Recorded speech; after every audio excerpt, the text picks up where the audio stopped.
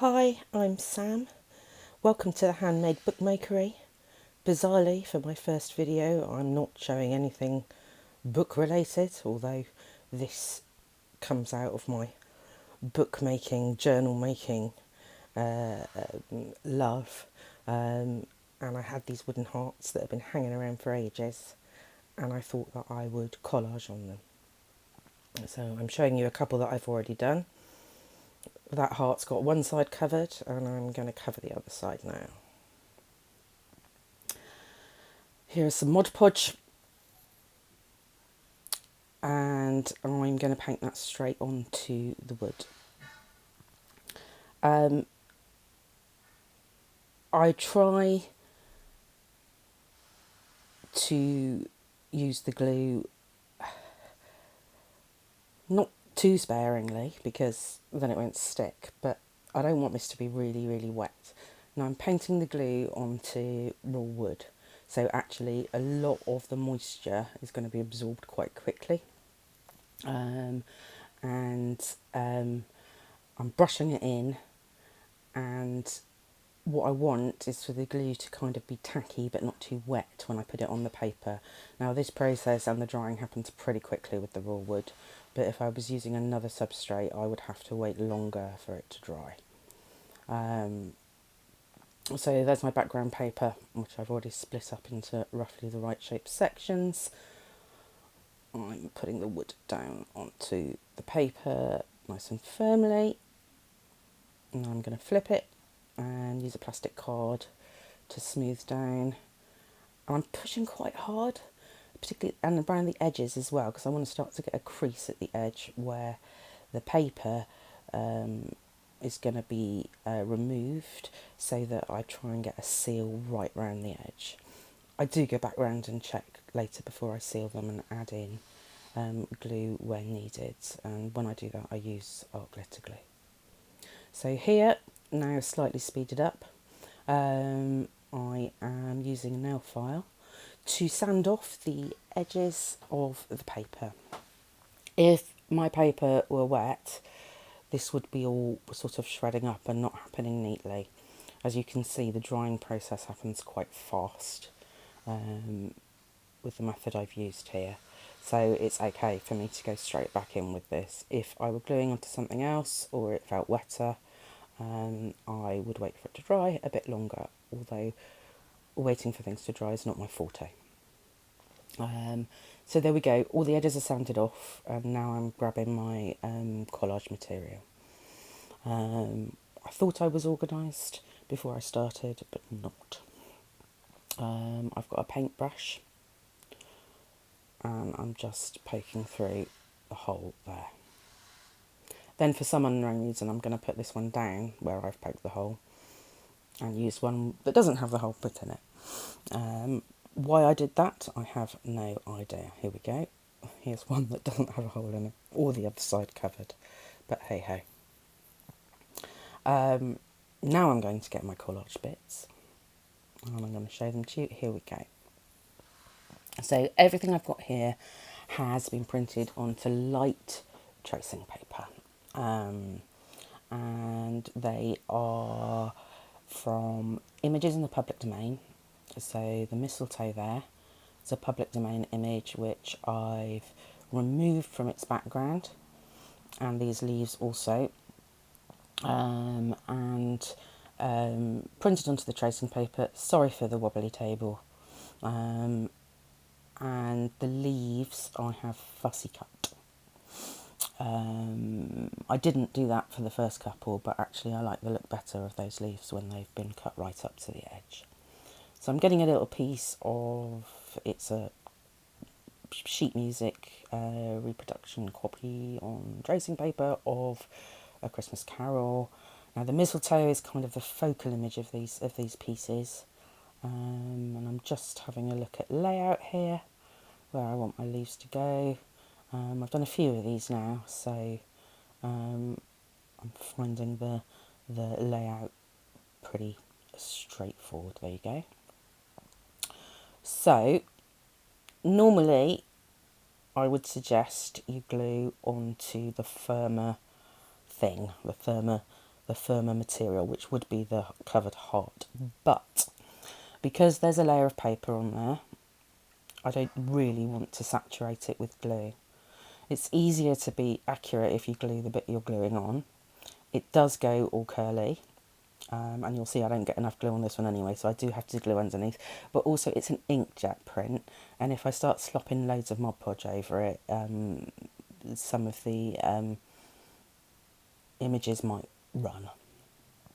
And I don't want that to happen too much. If it happens a little bit, it doesn't bother me. And you can get some really pretty effects actually with inkjet prints running. It also reduces the wrinkle. If I saturate that paper underneath, it's going to try and wrinkle up. I want to minimise the wrinkling. I don't always, or ever, maybe get a wrinkle-free finish, but I'm trying really hard with these. I'm just using a little bit of distress ink, distress oxide even, and frayed burlap around the edges of that, just to blend it in. And I've just found another bit that's not glued down. Don't quite know what happened. I don't think I really properly dipped my brush in the glue. Anyway, I'm brushing that down, making sure it's all stuck, using my fingers, and in that process I'm also wiping off any excess glue. And as you can see, as that paper goes down, you can see the layer behind. So we're getting this building up of sort of transparent layers over one another. I've got the mistletoe image, and I am going to tear around it now to create a more kind of organic feel. I don't mind a combination of straight and torn edges in my collage work, but I, for some reason on these heart shapes, sort of straight edges don't seem to work. So I am just carefully tearing, using my thumb to stop myself from tearing into the image. And here we go. Then I'm going to glue up the back of that when I finished this tearing. Should have speeded this bit up too. Sped, don't know. So I'm going to glue on the back of there. And again, it does start to curl up. It is a bit of a sticky finger kind of experience. But sticky fingers, painty fingers, dyed fingers, there you go, look, it's all curly, are part of the process for me. I get messy when I craft and create, and I make a mess when I craft and create, as you can see. Yeah, that's part of the process. So I'm checking for edges here. I've smoothed that down really carefully with the card and my fingers. And now we're going to put the leaves on. I like these leaves going off the edge. I chose these particular ivy leaves. I'd been separating out a load of leaves to fussy cut for sort of Christmassy things. And these ones worked beautifully because they've got this natural kind of darkened edge on them. So I made a whole page of those in 2 sizes and cut them out. So I'm adding an extra one at the bottom that I hadn't planned on, and getting that down as flat as I can. There you go. And then I'm going to put the other ones. Look, everything's rolling everywhere. I'm not at my normal craft desk because that is too messy to film at. I'm on the other side of the room at my little table, which is a bit wobbly, but as you can see, I've already managed to make a mess just bringing over the things for this project. When I get into the creative process, stopping and putting things away doesn't really happen. I've been doing a lot of collage lately. I find it therapeutic, and if I can get out of my head and get into the rhythm of just sticking things down and not overthinking, it provides really, really good space for my brain to decompress, to be calm, for all my anxieties and concerns about life, and particularly at the moment with the global pandemic, I'm finding it a really, really important part of my day. So there goes the second leaf. I'm getting that nicely stuck down. I just love the dark edges on them, and it means they work perfectly without any kind of additional inking. Right, getting rid of the gluey paper and the gluey brush. And now I'm going to work on the mistletoe. So I've got 2 Copic markers. I'm showing you the numbers there. And what I want to do, and a white Posca paint pen. What I want to do is just bring that mistletoe forward a little bit. I don't want to put a great big kind of whack of opaque colour on there, although that could look good. So I'm using the alcohol markers, which are transparent, and it's subtle, but in the overall finish it really makes a difference onto how that image kind of stands out on the piece. So I'm working around the stems and some of the leaves with the grey, and then I'm going to swap to the green. I love this sort of olivey green shade. I don't have many Copic markers. In fact, they belong to my son, but he doesn't use them anymore, so I have appropriated them into my art supplies. He did say I could, so I don't feel too bad about that. He doesn't use them anymore. So yeah, working into those leaves, and again, bringing out a little bit of colour. Here we go. A couple more. Very nice. Right, next I'm going to go in, oh there you go, I'm showing you. You can see how that image has just come out a bit more. And now for the mistletoe berries, I'm going to use the white Posca paint pen. And what I'm doing is I'm making a dot and then I'm really gently blotting it with my fingertip. It smudges it slightly, and I prefer the way that looks for whatever reason to just putting a neat dot there.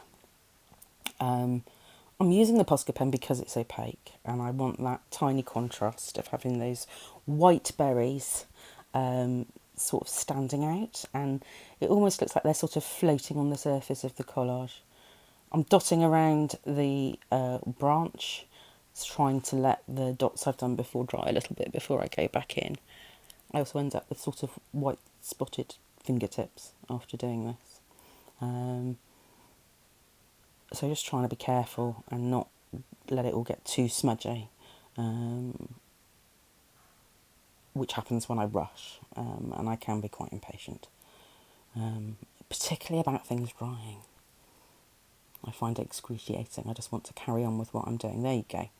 So you can see those little dots sticking out on the top there. I'm lidding my ink, then I'm going to take the lid straight back off again and go back in with this soft makeup brush really, really lightly around the edge of that mistletoe piece, just to blend the edges very, very slightly. It's hardly visible, but I feel it just adds a little bit more cohesion to the piece. So now I'm removing the edges with the nail file of the bits I've just collaged on. And again, because I'm trying not to over glue and removed as much moisture as I go along, they come off, they're dry enough to come off straight away. These will be sealed afterwards. I haven't coated each piece with Mod Podge as I've gone, again, because I don't want a gluey mess, but they will be sealed at the end. Now I've noticed that I picked up one without the hole punched in it, and had I had the hole punched, I probably would have moved that mistletoe slightly because the hole's going through one of the leaves, but it really, really doesn't matter. I'm obviously off looking for something now. I think I've gone to get some ink, some stays on. Yes, there's the stays on, and yes, this little curl of sandpaper that I've got here to go through the hole. I really need a round file to do this, but I'm just using this little bit here. I've sped this bit up to try and get the paper out of the hole there.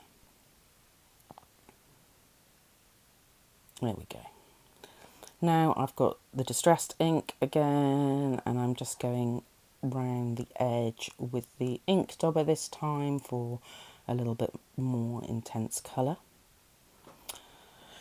And that's done with that. And now I've got stays on, and here you see I put my distress ink dauber in the stays on, which is not, nope, that's what I need. Get the rubbish off there.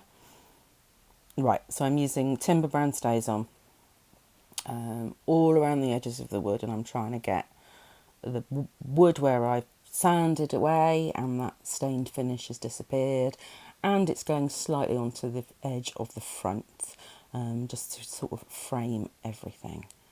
And there you go. I'm showing you the back. There you go. Thank you for watching. I hope you enjoyed it. Bye bye.